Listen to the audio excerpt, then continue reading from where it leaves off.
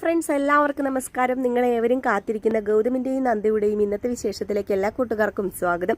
എല്ലാവർക്കും നല്ലൊരു ദിവസം ആശംസിച്ചുകൊണ്ട് തന്നെ നമുക്ക് ഇന്നത്തെ വിശേഷത്തിലേക്ക് കടന്നാലോ?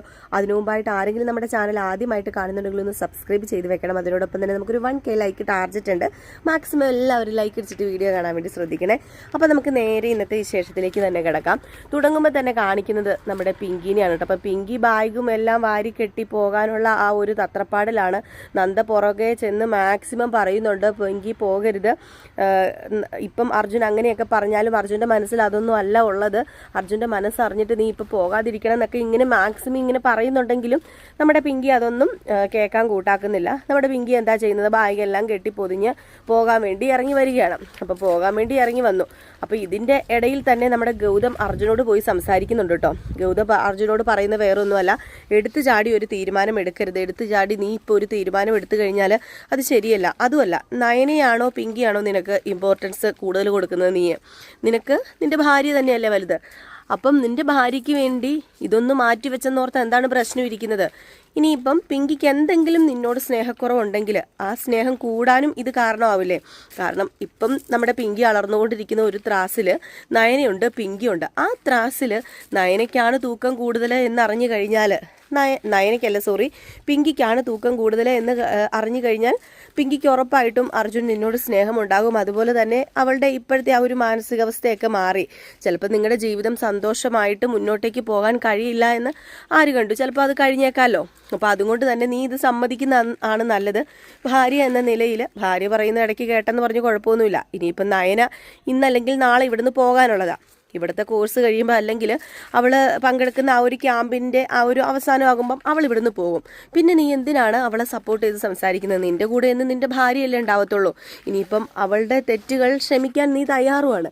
നീ പിങ്കിയെ കൂടെ കൂട്ടിയത് അവളുടെ തെറ്റുകൾ ക്ഷമിക്കാൻ തയ്യാറായിട്ട് തന്നെയാണല്ലോ. അപ്പോൾ അതുകൊണ്ട് ഇതങ്ങ് കണ്ണടച്ച് കളയുക. അവളോട് പോകണ്ട എന്ന് പറഞ്ഞു കഴിഞ്ഞിട്ടുണ്ടെങ്കിൽ പിന്നെ പിങ്കി പോവില്ലല്ലോ. അപ്പോൾ നീ ഒരു കാര്യം ചെയ്യ്, നീ അവളോട് പോകണ്ട എന്ന് പറഞ്ഞപ്പോഴത്തേക്കും നമ്മുടെ അർജുൻ ഇങ്ങനെ ആലോചിക്കുകയാണ് കേട്ടോ. അർജുൻ ആലോചിച്ച സമയം കൊണ്ട് നമ്മുടെ ഗൗതം സംസാരിക്കുന്നത് മുഴുവൻ കേട്ടുകൊണ്ട് സുമംഗല വരിക. സുമംഗല വന്നിട്ട് നിനക്കെന്താ ഇത്ര നിർബന്ധം പിങ്കിനെ ഇവിടെ പിടിച്ച് നിർത്താൻ? നിനക്കെന്താ വല്ല വൈരാഗ്യം ഉണ്ടോ അർജുനോട് എന്നിങ്ങനെ ചോദിച്ചപ്പോഴത്തേക്കും അപ്പച്ചി എന്താ അപ്പച്ചി അങ്ങനെ പറഞ്ഞത്? അപ്പച്ചി പറഞ്ഞ് എനിക്ക് മനസ്സിലായില്ല എന്ന് നമ്മുടെ ഗൗതം പറഞ്ഞിട്ട് ചോദിച്ചു. വീണ്ടും ഗൗതം ചോദിച്ചു, അല്ല എനിക്കിപ്പം ആരോടും വൈരാഗ്യം വെക്കേണ്ട കാര്യമില്ല. ഞാൻ ഇവരുടെ ജീവിതം മുന്നോട്ടേക്ക് നല്ല രീതിയിൽ കൊണ്ടുപോകാൻ തന്നെ ആഗ്രഹിക്കുന്ന ഒരാളാണ്. അതുകൊണ്ടാണ് ഞാൻ ഇതൊക്കെ സംസാരിക്കുകയും പറയുകയൊക്കെ ചെയ്തത്. അപ്പച്ചി എന്താ അത് മനസ്സിലാക്കാത്തത്? അപ്പച്ചി എന്താണ് നയനയുടെ കൂടെ നിൽക്കുന്നത്? നയനയുമായിട്ട് എന്തു ബന്ധമാണ് നമ്മുടെ അർജുനുള്ളത് എന്ന് ചോദിച്ചപ്പോഴത്തേക്കും നയനയുമായിട്ട് അർജുന് ബന്ധമുണ്ട്. എൻ്റെ ബാലേട്ടൻ്റെ സഹോദരിയുടെ മോളാണ് ഈ പറയുന്ന നയന. അപ്പം പിന്നെ അങ്ങനെ ഒരു ബന്ധം ഉണ്ടല്ലോ. ആ ഒരു ബന്ധം അത് വലിയൊരു ബന്ധം തന്നെയാണ്. പിന്നെ നീ ഇപ്പം പറയുന്നുണ്ടല്ലോ പിങ്കിയുടെ കാര്യം. പിങ്കിയുടെ കൂടെ കൂടിയതിൽ പിന്നെ എൻ്റെ മോന് ഒരു സമാധാനം കിട്ടിയിട്ടുണ്ടോ? അവന് ഒരു സന്തോഷം കിട്ടിയിട്ടുണ്ടോ? അവൻ്റെ ചിരിച്ച മുഖം പോലും ഞാൻ കണ്ടിട്ടില്ല. ആ സ്ഥിതിക്ക് എനിക്ക് ഇനി അവളെ ഈ വീട്ടിൽ തുടർന്നു കൊണ്ടുപോകാൻ താല്പര്യമില്ല. അപ്പം അതുകൊണ്ട് പോട്ടെ. എന്തിനാണ് ചുമ്മാ ചേർത്ത് വെച്ചാൽ ചേരാത്തത് തമ്മിൽ ചേർത്ത് വെക്കുന്നത്? അതിൻ്റെ ആവശ്യമുണ്ടെന്ന് എനിക്ക് തോന്നുന്നില്ല. അതുകൊണ്ട് അർജുനെ മോനെ, നീ എടുത്ത തീരുമാനം തന്നെയാണ് കറക്റ്റ് തീരുമാനം. അവൾ ഇവിടെ നിന്ന് പോകുകയാണെങ്കിൽ പോട്ടെ. അതിനിപ്പം വേറൊരു പ്രശ്നവും സംഭവിക്കാൻ പോകുന്നില്ല. അവൾ ഇവിടെ ഉള്ളതും അവൾ ഇവിടെ ഇല്ലാത്തതും കണക്ക് തന്നെയാണെന്ന് അർജുനോട് പറഞ്ഞു. ഇതെല്ലാം അർജുനോട് പറഞ്ഞിട്ട് നമ്മുടെ സുമംഗല അങ്ങ് പോയി കഴിഞ്ഞപ്പോഴത്തേക്കും ഗൗതം പറഞ്ഞു, അർജുൻ നീ ഒന്നും കൂടെ ചിന്തിച്ച് നോക്ക്. നീ ചിന്തിച്ച് പ്രവർത്തിക്കുക. നിന്റെ ജീവിതമാണ് ഈ ജീവിതം എന്ന് പറയുന്നത്. അങ്ങോട്ടും ഇങ്ങോട്ടും മാറി കളിക്കാനുള്ളതൊന്നുമല്ല. അതുകൊണ്ട് നീ പിങ്കിയെ ഒരു ചാൻസ് നീ അങ്ങ് കൊടുക്ക്. പിങ്കിക്ക് ഒരു ചാൻസും കൂടി അങ്ങ് കൊടുക്ക്. ചിലപ്പം ഈ തവണ എല്ലാം ഒതുങ്ങി തീർന്ന് എല്ലാ പ്രശ്നങ്ങളും അവസാനിക്കുമെങ്കിലോ ആ ഒരു ചാൻസ് നമ്മൾ കൊടുക്കാതിരുന്നാലല്ലേ പ്രശ്നമാവുന്നതെന്ന് ചോദിച്ചിട്ട് നമ്മുടെ ഗൗതം പറയുക, നീ സമ്മതിക്ക് അർജുൻ എന്നൊക്കെ ഇങ്ങനെ പറഞ്ഞപ്പോഴത്തേക്കും അർജുൻ പെട്ടെന്നാണ് നമ്മുടെ നയനയ്ക്ക് വാക്ക് കൊടുത്തത് ഇങ്ങനെ ഓർക്കുന്നത്. അപ്പം നയനെ വാക്ക് മേടിച്ചായിരുന്നല്ലോ. കാർ കൂവി വന്നിട്ട് ഇന്നലെ നയനയ്ക്ക് വാക്ക് കൊടുത്തായിരുന്നല്ലോ, നീ ആരൊക്കെ പറഞ്ഞാലും എന്തൊക്കെ പറഞ്ഞാലും നിന്നെ ഇവിടെ നിന്ന് ഇറക്കി വിടില്ലെന്ന്. ആ വാക്ക് കൊടുത്തത് പെട്ടെന്ന് ഓർത്തപ്പോഴത്തേക്കും നമ്മുടെ അർജുൻ പറഞ്ഞു ഗൗതമിനോട്, ഇല്ല ഒരിക്കലും ഇല്ല, ഞാൻ പിങ്കിയോടെ ഇവിടെ നിന്ന് പോകാനും പറയില്ല, പിങ്കിനെ ഇവിടെ നിൽക്കാനും പറയില്ല, പിങ്കിയോട് ഇവിടുന്ന് പോകാനും പറയില്ല. നയനെ ഇറക്കി വിട്ടിട്ട് പിങ്കിനെ ഞാനിവിടെ നിർത്തില്ല. കാരണം അങ്ങനെ ഒരു ഇതിൻ്റെ ആവശ്യമില്ല. ഞാനും നയനയും തമ്മിൽ അങ്ങനെ ഒരു ബന്ധമില്ല. പിന്നെ എന്തിനാണ് ഞാൻ അവളെ ഇറക്കി വിടുന്നത്? അവളെൻ്റെ ഈ പറഞ്ഞില്ല എൻ്റെ റിലേറ്റീവ് തന്നെയാണ് അവൾ.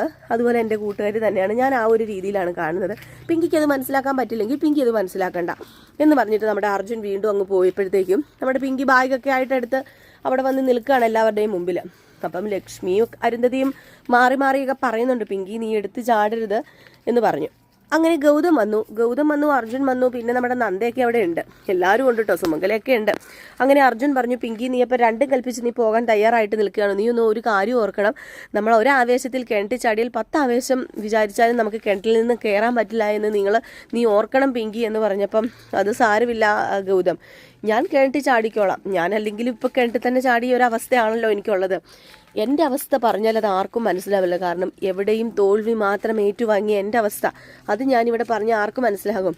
നിങ്ങളൊക്കെ അർജുൻ്റെ വിഷമം, അർജുൻ്റെ സങ്കടം അതുമാത്രമല്ലേ നിങ്ങളൊക്കെ കാണുന്നുള്ളൂ. നിങ്ങൾ വേറെ എന്തെങ്കിലും കാണുന്നുണ്ടോ അതിൽ?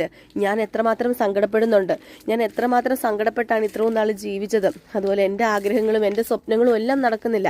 അപ്പം അങ്ങനെയുള്ളൊരു പെണ്ണിൻ്റെ വേദന എന്താണെന്ന് നിങ്ങൾക്ക് പറഞ്ഞാൽ മനസ്സിലാവില്ല ഗൗതം.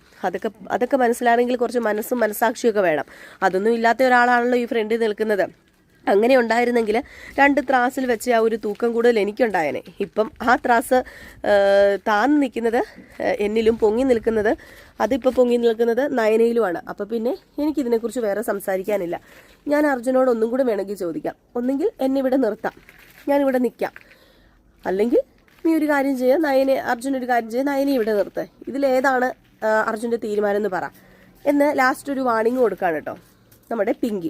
ഏതായാലും ഈ വാണിംഗ് കൊടുത്തു കഴിഞ്ഞപ്പോഴത്തേക്കും അർജുന് വേറൊന്നും പറഞ്ഞില്ല. വീണ്ടും ആ ഒരു വാക്ക് കൊടുത്ത കാര്യമാണ്, എനിക്ക് വാക്ക് കൊടുത്ത കാര്യമാണ് അർജുൻ ഓർക്കണത്. അർജുൻ പറഞ്ഞ ഇല്ല എനിക്ക് പറ്റില്ല, ഞാൻ നയനെ ഇവിടെ നിന്ന് പറഞ്ഞു വിട്ടിട്ട് ഒരിക്കലും എനിക്കിവിടെ നിന്നെ പിടിച്ചു നിർത്തേണ്ട കാര്യമില്ല. അതിൻ്റെ എന്ത് കാര്യമാണുള്ളത്? ഇപ്പം നയനയുമായിട്ടും എന്തിതാണ് പ്രശ്നമാണ് ഇവിടെ ഇരിക്കുന്നത്? നയന ഉണ്ടെങ്കിലും നയന ഇല്ലെങ്കിലും പിങ്കി നിന്റെ സ്വഭാവം ഇങ്ങനെ തന്നെയാണ്. പിങ്കി എന്നെ സ്നേഹിച്ചിരുന്നില്ല, എന്നെ ഭർത്താവിൻ്റെ സ്ഥാനത്ത് കണ്ടിരുന്നില്ല. അപ്പം പിന്നെ ഞാൻ എന്തിന് നയനെ പറഞ്ഞു വിടണം? നയനെ പറഞ്ഞു വിട്ടാലും ഈ അവസ്ഥ തന്നെ തുടരും എന്നെനിക്കറിയാം, പിന്നെ ഞാൻ എന്തിന് പറഞ്ഞു വിടണം എന്ന് പറഞ്ഞു. അപ്പോഴത്തേക്ക് നമ്മുടെ പിങ്കി പറഞ്ഞു ഓക്കെ ആയിക്കോട്ടെ കുഴപ്പമില്ല, എനിക്കിനി ഈ വീട്ടിൽ സ്ഥാനമില്ല, ഞാൻ ഇവിടുന്ന് പോകുക എന്നും പറഞ്ഞുകൊണ്ട് ഭാഗ്യം എടുത്തോണ്ട് ഒരു പോക്കങ്ങ് പോവുകയാണ് കേട്ടോ നമ്മുടെ പിങ്കി. ഏതായാലും ഭയങ്കര സന്തോഷമായില്ലേ നയനയ്ക്ക്. പക്ഷെ പിങ്കി പോയി കഴിഞ്ഞപ്പോഴത്തേക്ക് നമ്മുടെ സുമംഗലയുടെ ആ ഒരു മനസ്സിന് എന്തോ ഒരു ചാഞ്ചാട്ടം വരികയാണ്. അപ്പം സുമംഗല മാറി നിന്ന് എന്തൊക്കെയോ ഇങ്ങനെ വിഷമത്തോടെ ചിന്തിക്കുമ്പോൾ ഓടി ചെന്നിട്ട് നയനി ഇങ്ങനെ അപ്പച്ചി എന്ന് പറഞ്ഞ് ചെന്ന് കെട്ടിപ്പിടിച്ചിട്ട് ഡോ എന്ന് പറഞ്ഞ് ഇങ്ങനെ പേടിപ്പിക്കുകയാണ്. അപ്പോഴത്തേക്ക് സുമംഗല എന്താ പെങ്കൊച്ചെ നീ കാണിക്കുന്നതെന്ന് ചോദിച്ചപ്പോഴത്തേക്കും എന്ത് പറ്റി, എൻ്റെ അപ്പച്ചി പേടിച്ചു പോയോ? ഞാൻ വലിയ സന്തോഷത്തോടു കൂടി വന്നല്ലേ അപ്പച്ചി, ഏതായാലും നമ്മൾ വിചാരിച്ച കാര്യങ്ങളൊക്കെ നടന്നല്ലോ, അവളെ പുറത്താക്കാൻ പറ്റിയല്ലോ എന്ന് പറഞ്ഞപ്പോഴത്തേക്കും അവളെ പുറത്താക്കാനൊക്കെ പറ്റി, പക്ഷെ എനിക്ക് വലിയ സന്തോഷമൊന്നും എനിക്ക് തോന്നുന്നില്ല.